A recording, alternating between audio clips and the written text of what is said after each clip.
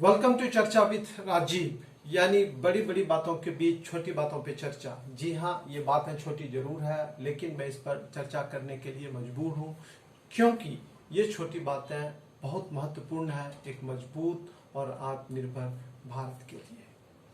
आज की चर्चा का विषय है अपने देश में कोरोना के संक्रमण से उत्पन्न हुए जो परिस्थितियां हैं, जो चैलेंजेस हैं, उसको हम कैसे फेस कर रहे हैं। और हमें अब यह सोचने की जरूरत है कि क्या कमिंग वीक्स, आने वाले जो दिन है, सप्ताह है, जो महीना है, हमारे लिए कितना चैलेंजिंग हो सकता है। हम उम्मीद करते हैं कि आने वाला वक्त बहुत बढ़िया हो और कोरोना का जो केसेस में लगातार बढ़ोतरी हो रही है उसमें कमी आए।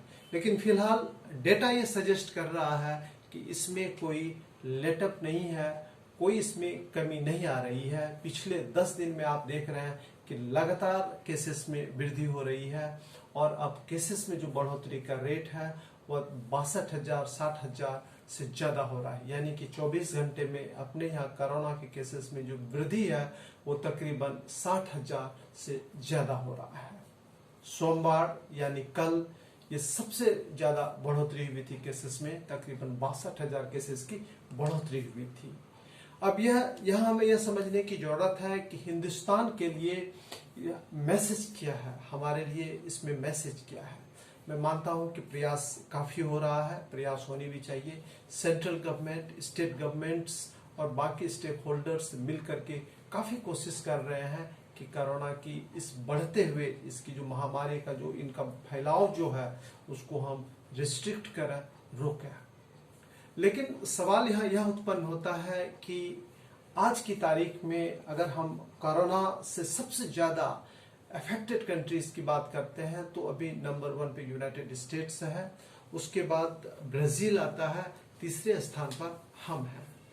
पहले जो कंट्रीज थे जैसे कि स्पेन था, इटली था, उस सारे कंट्रीज में अब ये चीजें रुक गई है, वहाँ काफी लोगों की मृत्यु हुई है, यह बात सही है। लेकिन अब जो इसका जो फोकस है इस बीमारी के डिस्कशन में जो कंट्रीज हैं, the countries which are in the focus of the discussion over corona right now across the world are mainly 3 countries, United States, Brazil, India, और आप रसिया को भी रख सकते हैं।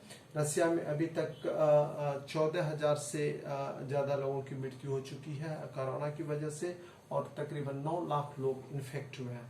यानी 9 लाख लोगों की इन्फेक्शन के बाद वहां 14,000 से ज्यादा लोगों की मृत्यु हुई है। उसके बाद साउथ अफ्रीका है, साउथ अफ्रीका में भी 5.5 लाख से ज्यादा केसेस आए हैं और वहां तकरीबन 10,000 लोगों की मृत्यु हो चुकी है। अब हम रसिया और साउथ अफ्रीका की बात करते हैं। रसिया का जो पॉपुलेशन है, आप लोगों को पता होगा कि रसिया का जो पॉपुलेशन है वह तकरीबन 15 करोड़ है, 14.45 करोड़, तकरीबन एक राउंड फिगर हम 15 करोड़ का ले सकते हैं।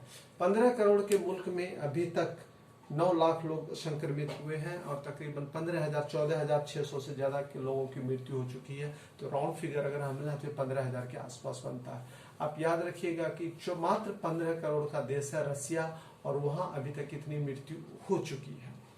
साउथ अफ्रीका की बात करें तो साउथ अफ्रीका में अभी जैसा कि मैंने आपको बताया 5 लाख से ज्यादा 5.5 लाख केसेस आए हैं और 9,604 लोगों की मृत्यु हो चुकी है।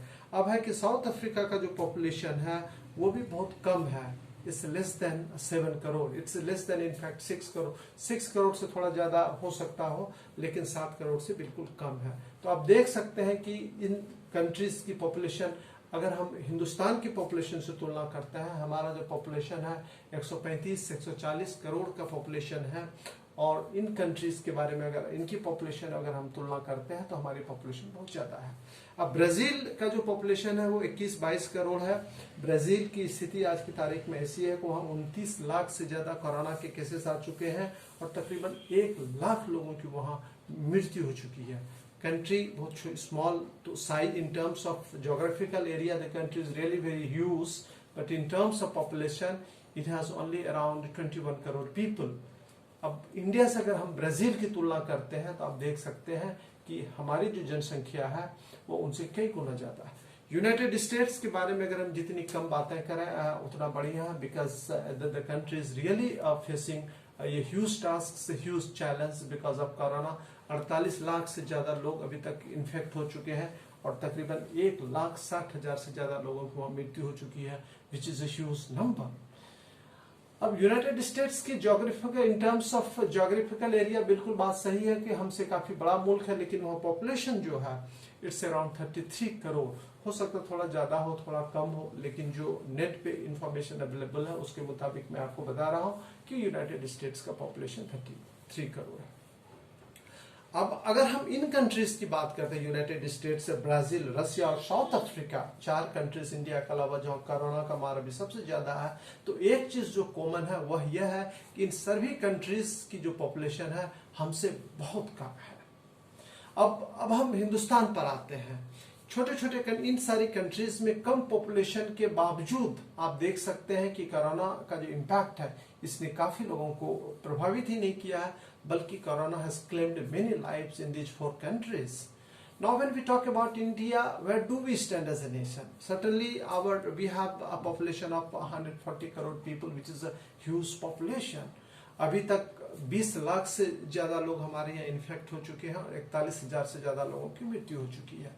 और अभी जो इसकी फैलाव है, इसका जो स्प्रेड है कोरोना वायरस का, it is restricted to some of the states of the country, जैसे कि आप महाराष्ट्र, तमिलनाडु, कर्नाटका, गुजरात और दिल्ली, उत्तर प्रदेश, इन जैसे स्टेट्स में इसकी ज्यादा संख्या में पेशेंट्स हैं। लेकिन धीरे धीरे ये पेशेंट्स की जो नंबर है दूसरे स्टेट्स में बढ़ता ही जा रहा है, कम कहीं नहीं हो रहा है। It's increasing, somewhere it's increasing very fast, in some other states it is increasing slowly but steadily. अब हमारा फियर क्या है as a nation, why we should be worried about so far as corona is concern? मुझे लगता है कि इसकी कई वजह है। एक जो सबसे बड़ी वजह है मैं आपको बता दूं वह यह है कि हमारा जो देश है, हमारे यहाँ टीबी पेशेंट्स की बहुत बड़ी तादाद है, और टीबी पेशेंट्स लोगों को जब कोरोना होता है तो उनको इस फाइट करने की जो उनकी क्षमता होती है वो कमजोर होती है, जिसको आप इम्यूनिटी सिस्टम कहते हैं। तो उस पे उन लोगों पे जो इसका इम्पैक्ट होता है वो ज्यादा खतरनाक होता है कोरोना होने के बाद। उसके बाद हमारा देश और जो वल्नरेबल ग्रुप्स हैं उसमें डायबिटिक हैं, उसमें जो हार्ट के पेशेंट्स हैं, अस्थमा के पेशेंट्स। अनफॉर्चुनेटली इंडिया में डायबिटीज, अस्थमा और कार्डियोवास्कुलर के जो पेशेंट्स हैं, जो प्रॉब्लम्स हैं, वो लार्ज स्केल पे है।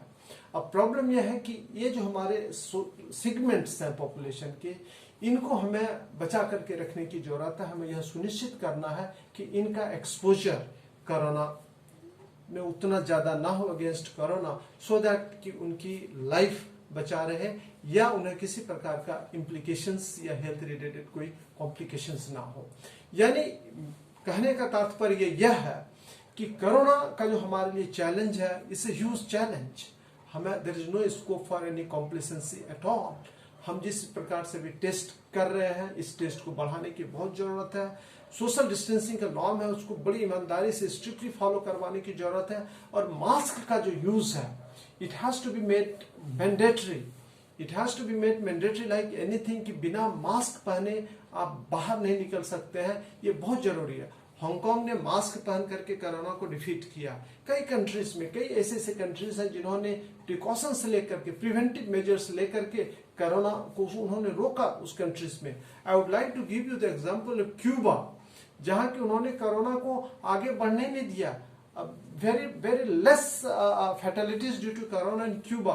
उन्होंने प्रिवेंटिव मेजर्स इतने बेहतरीन तरीके से इनिशिएट किया, उन्होंने रोक लिया। आप इमेजिन कर सकते हैं Cuba which is a neighbouring country of the United states, लेकिन उन्होंने अपनी चीजों को, अपने लोगों को बचा लिया just because of preventive measures की वजह से। लेकिन मैक्सिको की हालत अगर मैं बता दूं, Mexico which is very close to the United States, बता दूं वहां तकरीबन 5 लाख लोगों को अभी तक कोरोना हो चुका है, और काफी huge number of people have lost their lives in Mexico.